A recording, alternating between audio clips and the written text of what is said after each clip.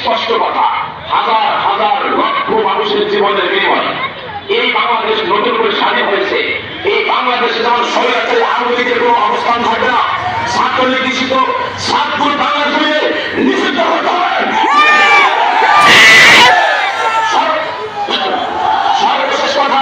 সর্বশেষ কথা প্রশাসনকে বলবো, আপনারা একটা কথা বলেছেন যেখানে আওয়ামী লীগ পাওয়া যাবে সেখানে মামলা হবে। ছাত্রলীগের বিরুদ্ধে একশনে যাচ্ছেন না কেন? যদি আপনারা ছাত্রলীগের নিষিদ্ধ ছাত্রলীগের মতো না করেন, বাংলাদেশের প্রত্যেকটা কর্মী মাদ্রাসার প্রিন্সিপাল নাম হকামি সাহেব হাদিস প্রত্যেক মসজিদে ইমাম হচ্ছেন, প্রত্যেকটা তরুণদের মতো দাঁড়িয়ে গেছে।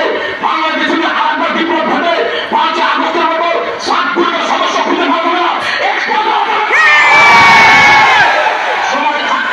সময় থাকতে আন্দোলনের সাথে বলি, বাংলাদেশের প্রকৃতি চলবে ওলামাদের নেতৃত্বে একটা স্টেশন হবে 31 জানুয়ারি, ফেব্রুয়ারির 1 তারিখ 2 তারিখে ওলামাদের নেতৃত্বে স্টেশন হবে। বাংলাদেশের একটা নেতৃত্ব স্টেশন হবে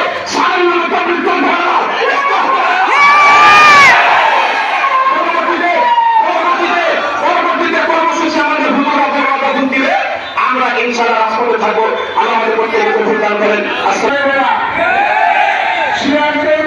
আমরা আলোচনা করতে পারতেছি কৃষি প্রশাসন জেলা প্রশাসন মহোদয় দৃষ্টি আকর্ষণ করে বলতে চাই, আপনি গতকালকে 7 পদ্ধতিকে ডেকে নিয়ে আপনার বসে তাদেরকে কি বলেছেন জানি না। আমি বলতে চাই 7 পদ্ধতির বিরুদ্ধে আপনি কত সত্তর তাদের বিরুদ্ধে ছিলেন, তাদেরকে গ্রেফতার করেন।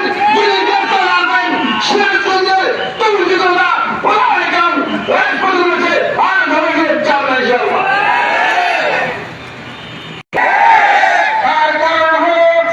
যারা মুসলমানদেরকে নির্বিঘ্নে হত্যা করতে পারে, যারা মুসলমানদেরকে হত্যা করার জন্য মসজিদে পরামর্শ করতে পারে, যারা মুসলমানদেরকে জবাই করতে পারে, এরা মসজিদে ঢুকতে পারে না।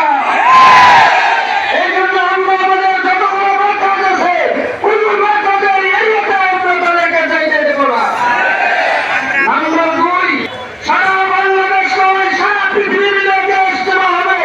আমাদের ঘোষণা হলো তুর্কির বাইরে একবার ইজতেমা হবে ইনশাআল্লাহ, দ্বিতীয় কোনো ইজতেমা হতে পারবে না।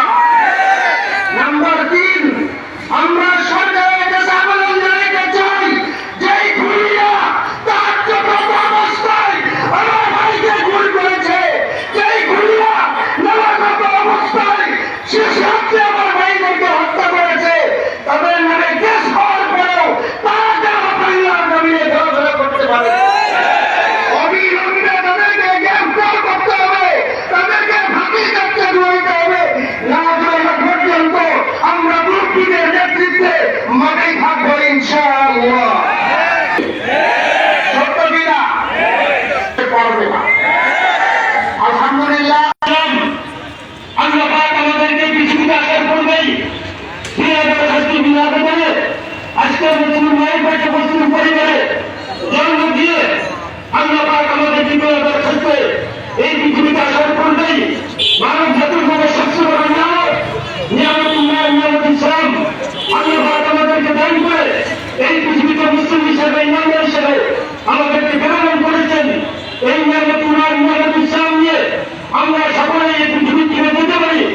এই দাওয়াত তাবলীগের মূল উদ্দেশ্য হলো এখানে মাখলুক থেকে খালিক মুখী হওয়া।